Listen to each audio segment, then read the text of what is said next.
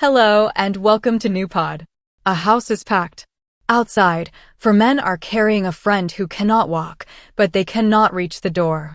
Today, we are telling the story of the paralyzed man. This ancient account speaks to a very current experience.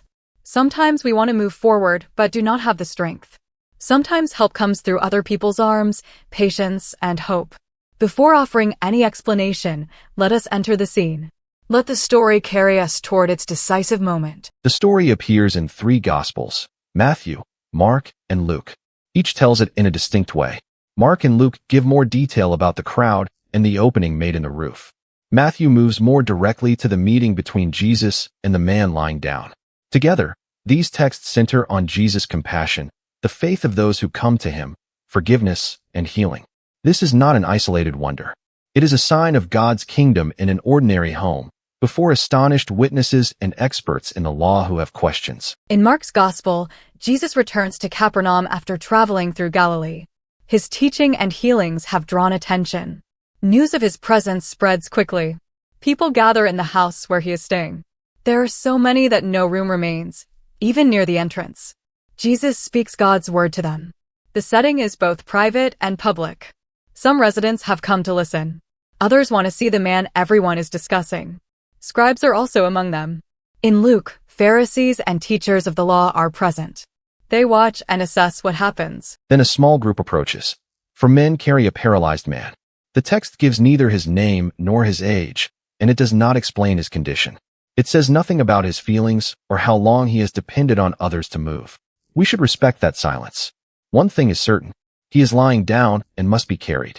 His companions want to place him before Jesus. Their action is already a request, although the Gospels record no words from them. They move with a clear purpose. They hope this meeting will change something. They reach the house, but the crowd blocks the way. They cannot enter through the door. The first obstacle is not that Jesus is absent.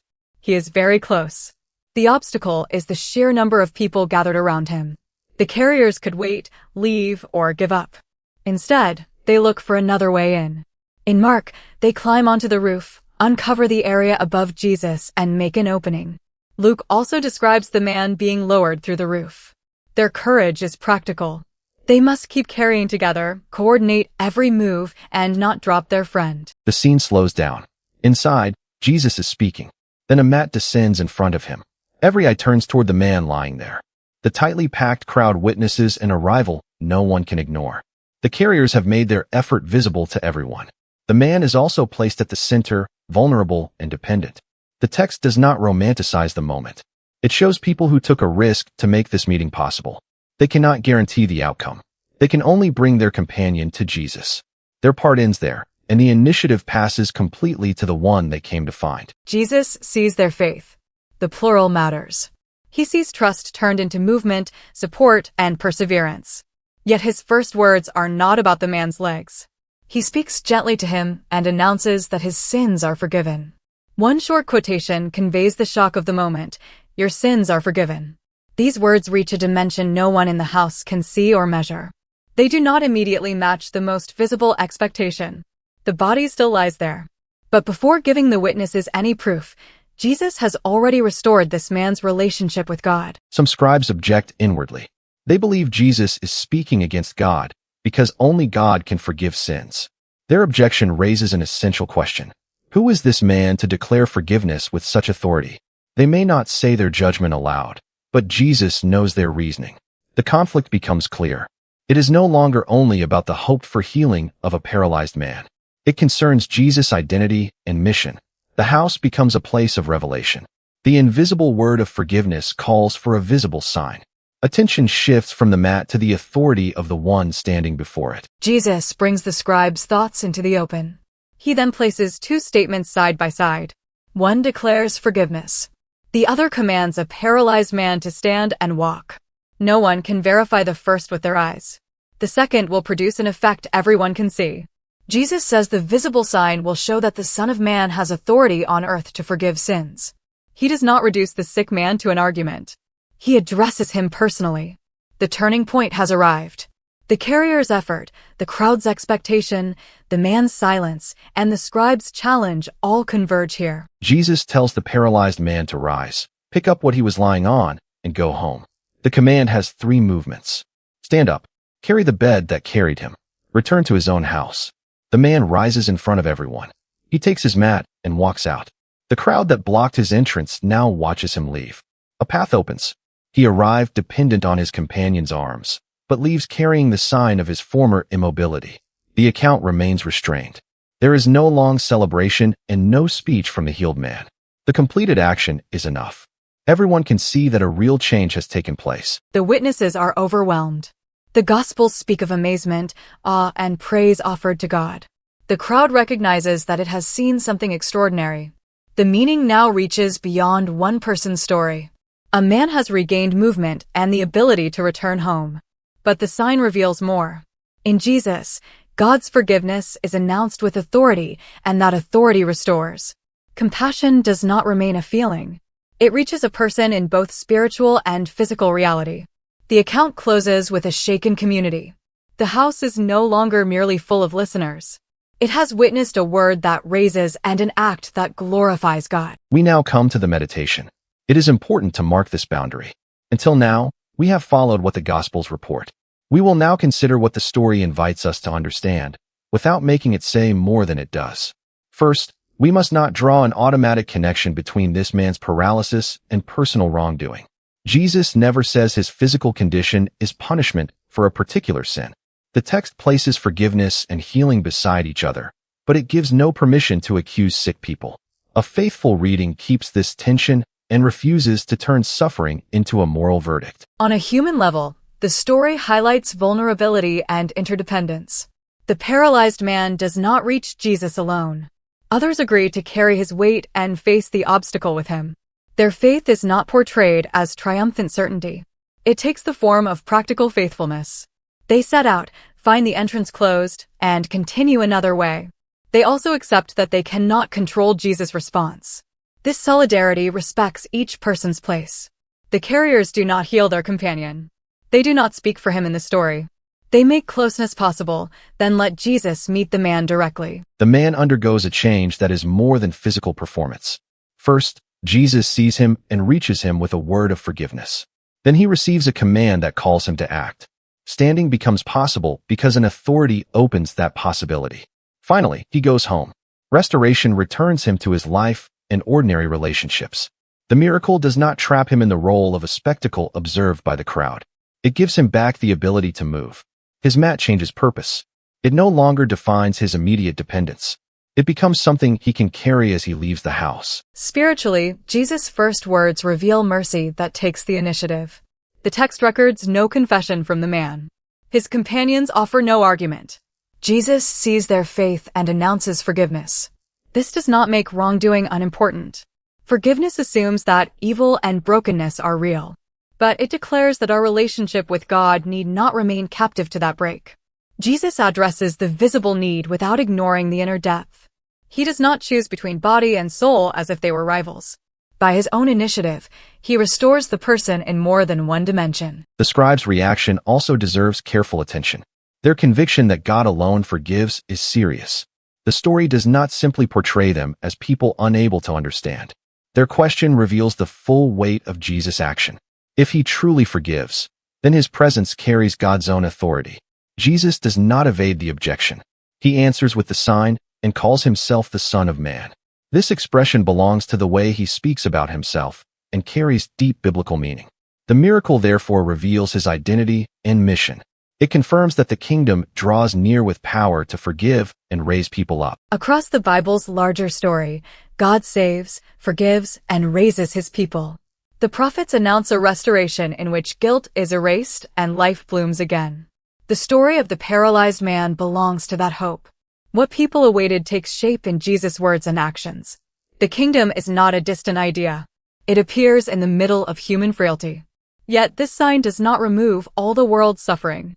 One person is healed in this house, while many others remain afflicted. The miracle is a visible beginning and an active promise, not a picture of a world that has already been fully restored. That caution protects us from an oversimplified view of faith. The story praises the carrier's faith, but gives no formula guaranteeing every requested healing.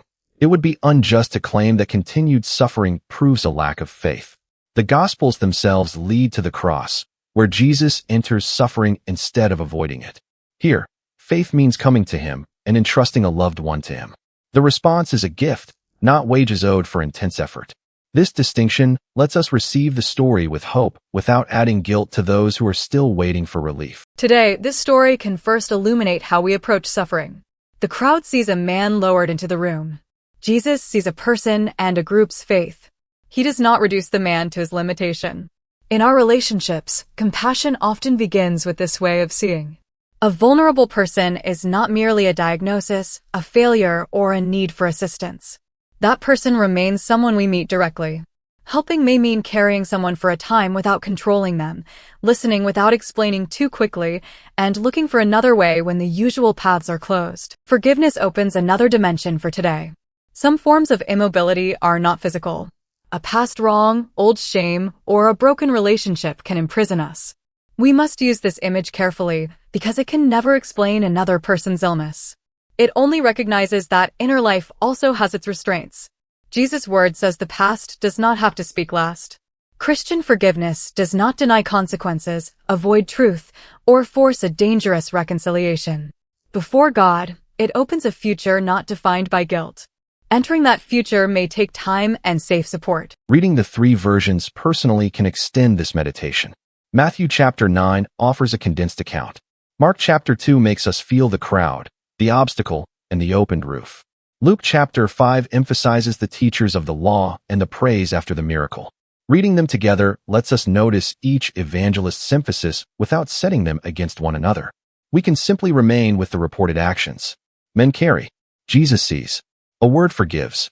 Thoughts resist. A command raises. A man leaves. A crowd glorifies God. This restrained sequence gives us room to acknowledge present frailty and entrust it to God without manufacturing an artificial answer. The central idea now comes into view. Within human decisions, frailty, and upheaval, a larger story continues to unfold. The carriers make a courageous choice. The paralyzed man experiences a visible upheaval. The scribes face a question about Jesus. The crowd moves from expectation to astonishment and praise. Yet the deepest initiative belongs to God, who forgives and raises through Jesus. This movement does not erase the human part. It receives it.